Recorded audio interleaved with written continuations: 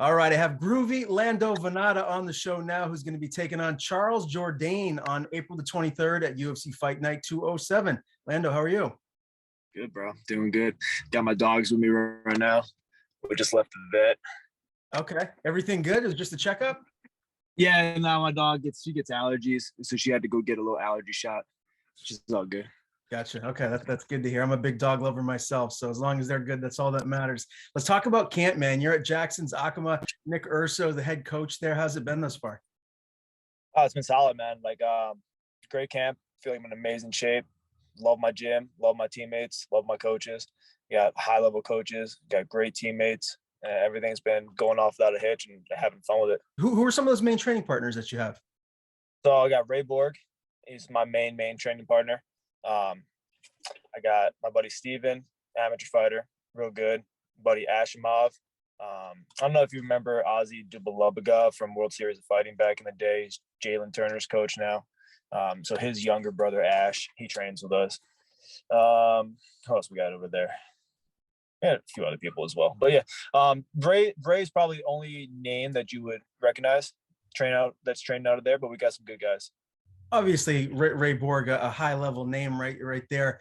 How is that relationship between you two inside when you're training and just being in there day to day? Oh, it's great, man. Ray's an awesome dude.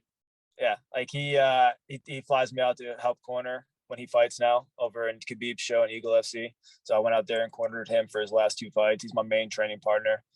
He might be a flyweight, but that dude is an anomaly. That dude is crazy strong, crazy good. We battle a lot. He's really, really good. So great training partner, great dynamic at the gym with him. Yeah, awesome guy.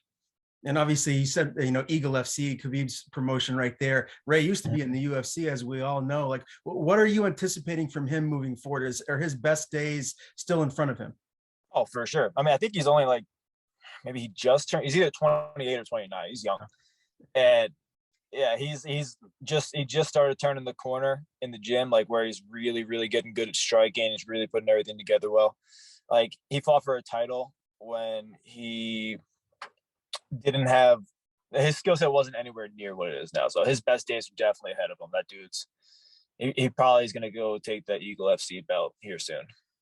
Man, I didn't realize he was that young. Yeah, that's Yeah. crazy. Clearly, his best days are in front of him. Tell me a little bit about what makes Nick Urso such a great head coach.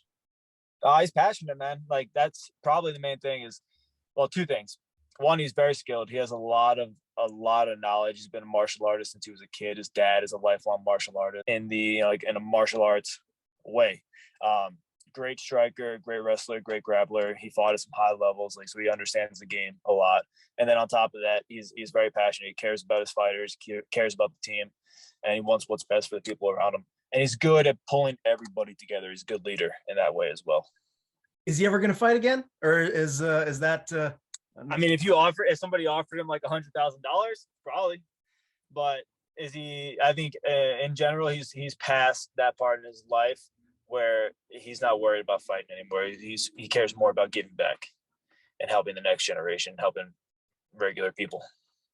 Well, with guys like you and Ray on the team and all the other fighters around you guys day in and day out, I'm sure that the future is very bright for him as a coach. Now, we were supposed to see you, Lando, in November of last year against Tucker Lutz. What happened with that fight? I got COVID like 2 weeks before the fight.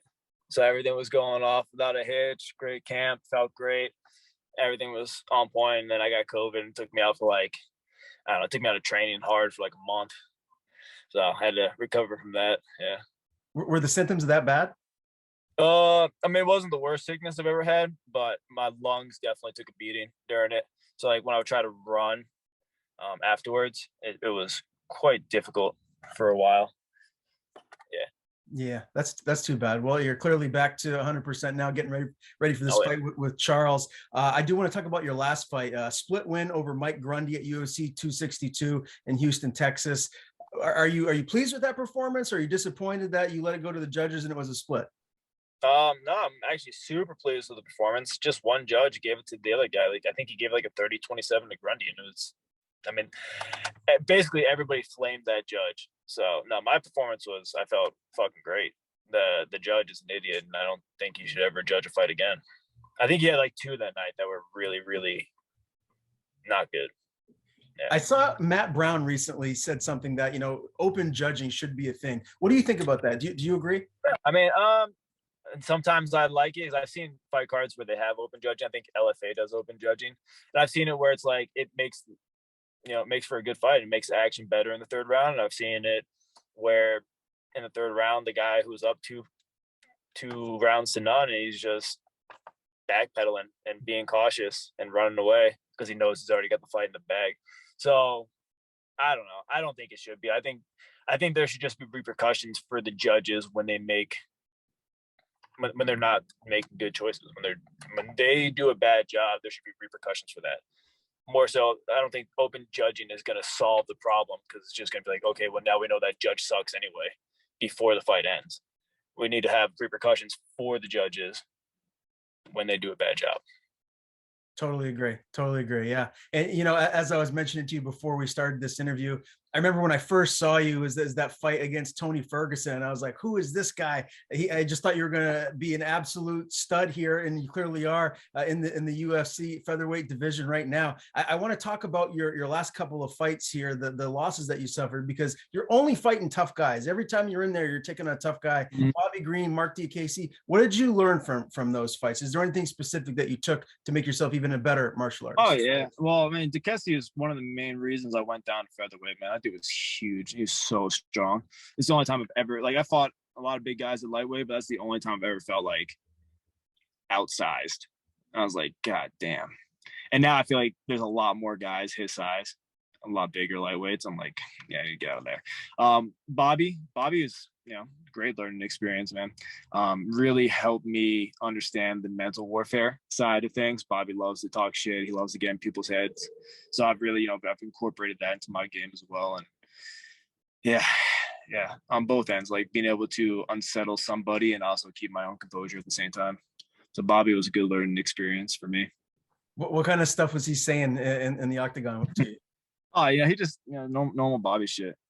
And just talking shit like after each round, before each round. You ready? Like, you ready for this? And be like, oh, that's 2 rounds. That's 2 rounds, bro. Just little shit that just trying to get in your head. Or, you throw a punch and you miss and you be fucking talking about how you missed. And Bobby just is a talker. When you think of what he just did, where he went in there and took on Makhachev on short notice, what's your takeaway from that one from him? Obviously, Makhachev is getting so much hype, and rightfully so. What was your overall takeaway from that fight?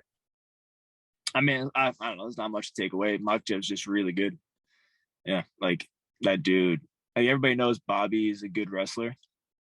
Hopefully, everybody knows Bobby, and Bobby's pretty hard to hold down. It's pretty hard to take down. And for Islam to just come in and take him down and hold him down and submit him that quick, I mean, that's impressive. Let's talk about your division right now, 145. The championship title is going to be on the line. We got Volkanovski and Korean Zombie around the corner. What's your title prediction for that one?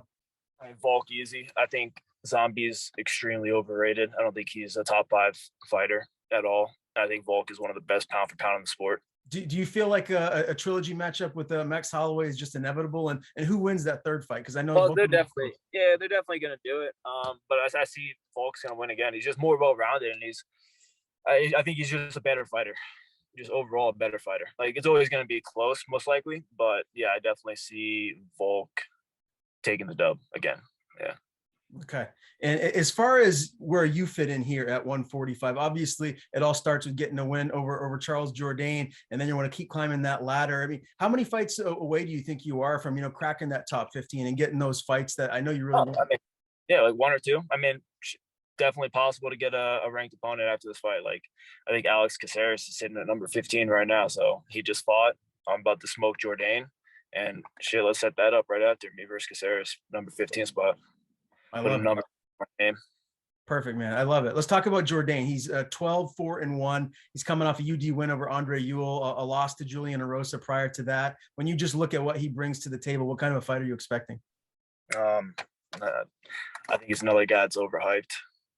I mean, you look at his record. The guys he's beat recently, they're both 35ers that came up. He fought he fought the dude from Mexico, the Mexican guy. I can't remember his name right now. But he fought him. He's 35er. Fought him on short notice. He was losing 2 rounds, and the other guy got tired and quit. Andre Ewell was piecing him up the whole first round before he got tired and quit.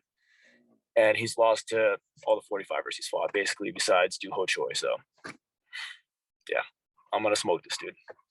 How does it end? Does it get out of the first round? What's your official prediction? Oh, I mean, I ain't Mystic Mac, man. I'm just here. Whatever happens, happens. All I know is I'm going to go in there. I'm going to do my thing. And it's going to be a dub. Can't wait. April 23rd, UFC Fight Night 207. Groovy, Lando Vannata, Charles Jourdain meeting a featherweight matchup. Really appreciate you joining me for the first time here today, Lando. Before I let you go, I want to give you the floor. Tell people where to follow you on social media. If you have anyone to thank, the floor is yours. Yeah, hit me up. Instagram at Groovy Lando. Check out my YouTube page, YouTube, Groovy Lando.